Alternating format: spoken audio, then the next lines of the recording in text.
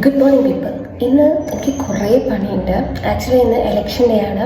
Unfortunately എനിക്ക് വോട്ടില്ലെന്ന് പറഞ്ഞിട്ടോ, എനിക്കറിയില്ല. സോ എനിക്ക് കുറേ കാര്യങ്ങൾ ചെയ്യാനുണ്ട്. എനിക്കൊരു സ്ക്രിപ്റ്റ് എഴുതണം, പിന്നെ എനിക്ക് വീഡിയോ എടുക്കണം, ഡാൻസ് പഠിക്കണം, എന്നിട്ട് വേണം സ്ക്രിപ്റ്റ് ഉണ്ടാക്കാൻ. So first we are going to have the breakfast.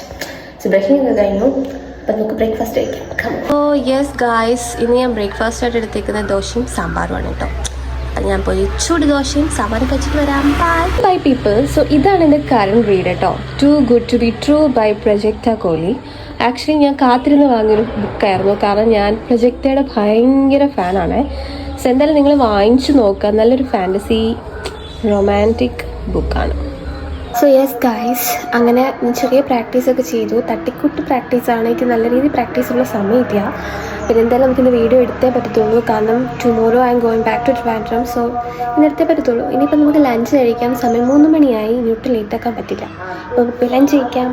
ഇന്നത്തെ ലഞ്ചിന് ചോറും ചിക്കൻ കറിയും പിന്നെ മീൻ കറിയും പിന്നെ ഒരു എരിശ്ശേരിയും തൈരുമായിരുന്നേ. അത് കഴിഞ്ഞിട്ട് നമ്മൾ നേരെ ഒരു ഷൂട്ടിന് ലൊക്കേഷൻ കണ്ടുപിടിക്കാൻ പോയി. ഇതെനിക്ക് ഭയങ്കര ഇഷ്ടപ്പെട്ടായിരുന്നു. പക്ഷെ കുറേ ചേട്ടന്മാരവിടെ എന്താ പറയുക ചൂണ്ടിടുന്നുണ്ടായിരുന്നു. അപ്പോൾ എനിക്ക് ഞാൻ ഭയങ്കര ഷൈ ആണ്, അതുകൊണ്ട് ഞാൻ എടുത്തില്ല.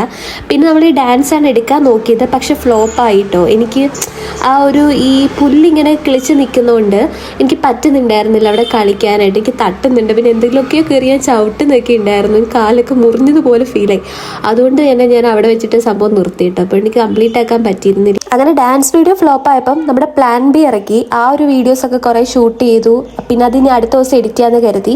അതിൻ്റെ ഇടയ്ക്ക് നമ്മുടെ ബ്ലിസ് ബി ഭാവനയിൽ ഒരു ഓർഡർ വന്നിട്ടുണ്ടായിരുന്നു. ഇത് പാക്ക് ചെയ്ത് സെറ്റാക്കി വെക്കണം, കാരണം അടുത്ത ദിവസം ട്രിവാൻഡ്രം പോകുന്നതുകൊണ്ട് തന്നെ എനിക്കിത് പിന്നെ ചെയ്യാൻ പറ്റില്ല. അപ്പോൾ അനിയനായിരിക്കും ഇത് ഡെലിവറി ചെയ്യുന്നത്. അങ്ങനെ ഇന്നത്തെ ദിവസം കഴിഞ്ഞു കേട്ടോ. പോക്കടാ, ബൈ.